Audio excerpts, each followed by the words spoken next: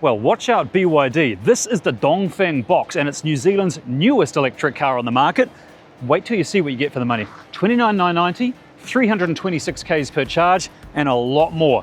Jump in the box, let's go for a drive.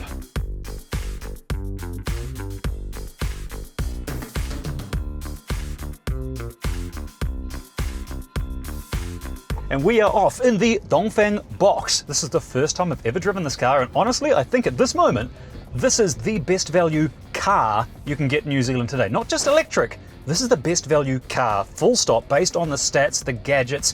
We'll get to all that in a sec. First, let's look at this car. What is it? What is the Dongfeng Box? We'll start with the name, Dongfeng. It means east wind in Chinese apparently, which is symbolic of new growth, spring air. In fact, the symbols are two swallows. It all just symbols newness, a change, and that's what this is. This is introducing a whole new era of motoring. This is democratizing electric cars because for too long they've been expensive and/or they don't go far enough. It all changes with this. I've got to say, first impressions after driving this for barely a kilometer is I like it, but I'm sure I'm in the honeymoon phase. There's going to be a list of things I hate about it. I know this to be true. Hit the subscribe button because a full review is coming very, very soon. But right now, let's get a little feel for this box. So we'll start with motor power. Obviously it's front wheel drive. It's got an electric motor driving the front wheels with 160 Newton meters of torque and 70 kilowatts of power, which means if I drop it into sport mode, nope, don't know how to do that. There we go, sport mode. And we've got a strong hill start here. Let's give it a go. Let's see what this is like in sport mode. Front wheel drive. Okay, so you're not going to win any drag races in this thing. It's not a rocket ship, but for Auckland, this is going to be fine. All right, let's talk about the battery now though. And it has a 43.89 kilowatt hour battery strapped to the underside, which gives it supposedly 326 kilometers of range. And that is not bad. I mean, you compare it to the Atto 1, which came out just a few days ago. That is also the same price, $29,990, but the Atto 1 does just over 200 Ks per charge. This one claims to get more than 300. Again, the two are very different cars, and I'm going to do a side-by-side comparison of them if both car makers will let me. Hit subscribe for that video. It should be quite good fun. Okay, now this is only 1.3 tons, this car, just over, which makes it the lightest electric car I've ever driven in New Zealand. But it also means that 70 kilowatts, it's not slow. Yeah, sure, I started on a hill before, but around town, this moves. This feels like it's got like a 1.6 litre petrol engine in it or something. But it's fine. It's not a rocket ship, but it's no slug. Actually, it is perfect for the city because if I take this road up here, demonstrate. Oh, wow, this got such a nimble little turning circle in it. See, I reckon if I wait for this BMW to turn around, I reckon I can do a U-turn in this tiny little spot. Can I? No way! Look at that, man. This is a city car. It is designed to be in the city. It will do very well in the city. It's perfect. It's perfect. Yeah, it's not a rocket ship. But you see that turning circle, man? And it's 1.3 tons, which means, oh, a little bit of chip from the tires there, she takes off. It's fine for the city, you know? It's beyond fine. Plus, you never, ever have to go to a petrol station again in this car. It's also quite a short car because it's only 4 meters long, just over 4 meters long. In fact, it's almost identical with dimensions to the BYD Atto 1. As for design though, let's have a quick look at the exterior of the car, and it is a very rounded car like many Chinese cars are. Let's look at some individual aspects, starting with the handles. It has those retracting door handles for better or worse. I'm not sure I love them. Just when I come to power, all cars will revert back to using the Austin Allegro door handle because it just works. I think I'll make a good dictator. But then all dictators say that, don't they? Don't vote for me. Another design aspect that I think is worth mentioning is that on the doors, they've got rid of the top of the frames. So they're frameless doors, which means that if you pop the door open, drop the window down, you can lean over the top as if you are Magnum PI, which in your mind you think looks excellent, but when you look at the footage, it looks ridiculous. The exterior design is interesting though. It's very rounded, but the back is very simple. The back reminds me of sort of that Romanian brand Dacia, whereas the front, well, look at those lights. Look at the swirl around the lights. It's like driving a French pastry. It does make me wonder if the people that designed the front and the people that designed the back were communicating via fax. The interior, however, is cool. I expected such a cheap car to have a really cheap kind of crap interior, but it's not. Look at it. First of all, the design is wild. Look at this quilted effect going on the dashboard. I like that. That's very much British Leyland. I like that. Plus, check out the glove box. it's got these straps built in, so you feel like you're driving a piece of Louis Vuitton luggage. And I mean the real one, not the fake knockoff one you can get. You open it up as well, look at that. The glove box opens horizontally. That's very much Hyundai Ioniq 5, man. That's cool. I like it, it's different. It wraps around neatly, it's minimalist. There's a million little dots you can see, which are probably a horror story in Braille. All right, we've got so much to cover and time's running out. We've only got these cars for a few minutes, so let's now talk room. And I am 178 centimeters. That is, I believe, the same height as King Charles, which means that, Your Majesty, if you're watching this, you will be able to fit in this car, no worries. There is a lot of lateral room because there's no big divider here separating the driver and the passenger. There's a lot of headroom, there's plenty of leg room. Like, I've got the seat relatively far forward. If I put it all the way back, that's a stupid thing to do while driving, Gavin, because now I can't touch the pedals. There we go, and we're back. Electronic seats, as you probably noticed. Very, very good. And if you look in the back there, it's a bit basic. There's not a lot of amenities for rear seat passengers, but there's a lot of room. There's no vents in the back. But come on, it's $29,990 for a brand new electric car that does 326 k's on a charge. Plus, if you want a fartment or front compartment on the front, you can get one, but it's an optional extra. You are going to have to spend more money on that. But the boot is where you're going to store most of your stuff, and look at the size back there. 326 litres of boot space back there.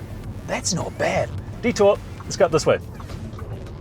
Oh, roadworks. Okay, I was going to fly around that corner and have fun, but no, roadworks dictate I have to go slowly. Okay, so if you chuck the seats down though, well, the rear seat is all just one partition. It doesn't split like 60-40 like a lot of cars, but that's okay.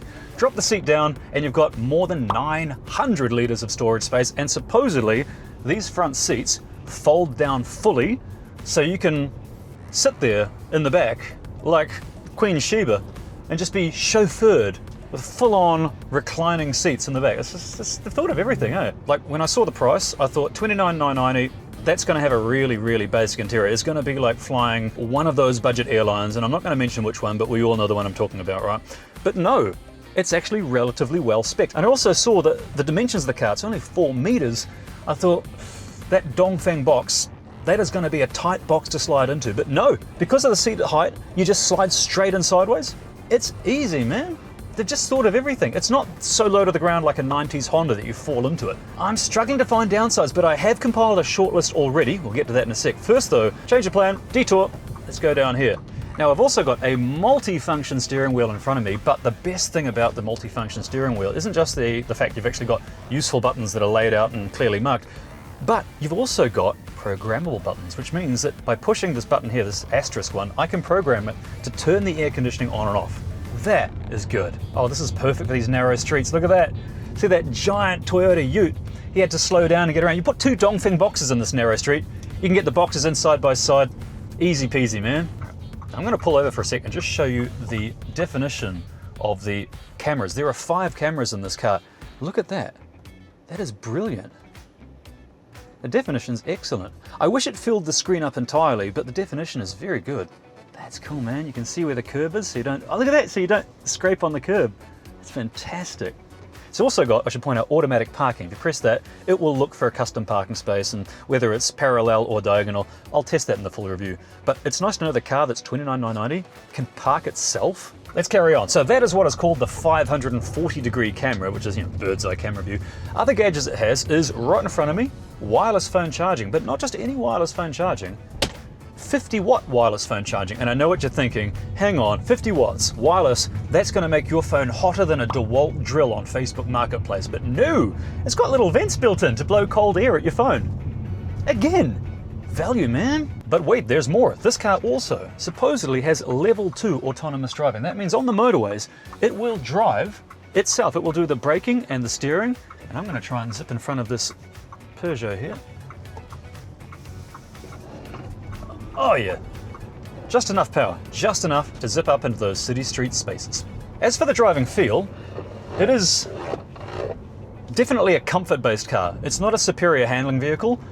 It's good for the city, but if you like cornering hard and fast, I think you'll find yourself in the ditch in this one. But wait, there's even more. The seats are heated. Yes, it has seated heats, as standard. In the driver's seat only, I should point out. Also, it has ventilated seats as well. Driver's seat only. You can see that's how they're saving a little bit of money. That's how they're somehow sneaking in under 30 grand for this car. Under 30,000 for this car, man. Okay, slow down, Gavin. Oh, the phone's gone. Grow up, you're an adult. Other things it has, obviously, is wireless robot and fruit. Yes, it's got wireless Android Auto, wireless Apple CarPlay. I haven't got the chance to try that right now. I will in the full review, of course. But by far, the piece of resistance for this car, for any electric car, is vehicle to load. And this car has it as standard. It has vehicle to load, which means you can have a power cut and have your little Dongfeng Box feed all your appliances, your heater, your kettle, your deep freeze, all that. And it'll go for days or weeks, depending on how energy intensive your appliances are, which is brilliant. You can't do that with a petrol car. You can't run a petrol car for weeks running your appliances. You can do that with electric, man. Whee! But if you are going to get an electric car, the logical thing to do is to run it off Ecotricity electricity. It's all hydro, wind, solar, all the good stuff, man, and it's super affordable. Sign up at ecotricity.co.nz. Honestly, I'm on Ecotricity, I'm a confirmed tightwad, and I use it. Oh, I should point out, Your Majesty, King Charles, if you are watching this, you'll be happy to know that you will pass the Mafia Test in this car. It does just squeeze in one King Charles-sized passenger without the sausage fingers. First impressions are not bad at all, but I wouldn't be doing my job if I didn't tell you some elephants in the room that I am fully aware of, starting with safety. This car just underwent its safety crash testing, Euro NCAP, and it got 3 stars. Not 5 like the BYD Atto 1. So already, you have to keep that in mind when making your purchasing decision. Apparently some spot welds came loose and the airbag, the driver's airbag didn't have quite as much pressure, and the central locking didn't open the cars automatically, so it lost some points in the Euro NCAP. I'm sure Dongfeng are going to take that info on board and work on it like car makers tend to do, but do keep that in mind when you're buying it. Also, some users have said that they have connectivity problems when connecting their phone. Again, this is something I can test when I do the full review. Oh yeah, let's go. Also, I should point out other good things about this car is that it's got an 8-year warranty on the battery. Now that's a good peace of mind. That means the battery is going to last at least 8 years. Realistically, probably going to last more like 20. But the warranty alone is for 8 years or 200,000 K, which in a little city car, 200,000 K is quite a lot.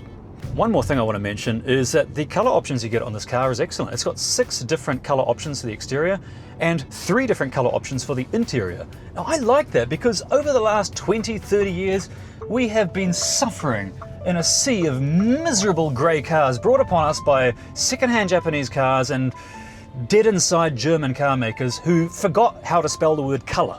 But no, the Chinese are bringing color back, and Dongfeng, I think, is leading the charge. It's got a purple car in 2025. I mean, I wouldn't buy one, but purple, it's different. And there you have it. Those are my worthless thoughts on this, the new Dongfeng Box, New Zealand's newest, quite possibly the best value EV you can buy. In fact, it's possibly the best value car you can buy, full stop. But that's the thing, I'm in the honeymoon phase. There's going to be a list of things I learn I don't like about this car, but I can only find out when I have the car for a few days. Hit subscribe because that's coming soon. Plus, of course, it's real world efficiency, it's real world range, what it's like to live with, what I hate about it, and how many potatoes you can fit in it. See you in the next video.